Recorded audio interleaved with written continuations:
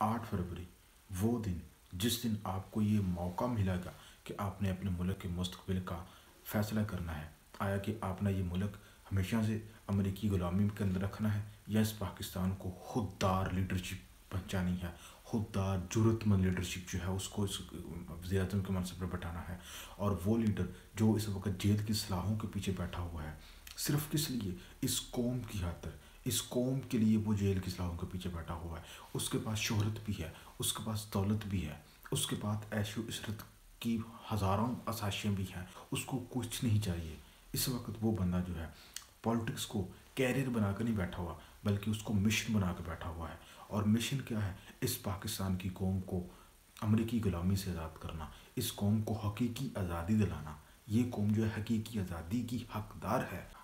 हम इस कौम को फ़ैसला करना है और आपके पास ये फ़ैसले का दिन है 8 फरवरी 2024।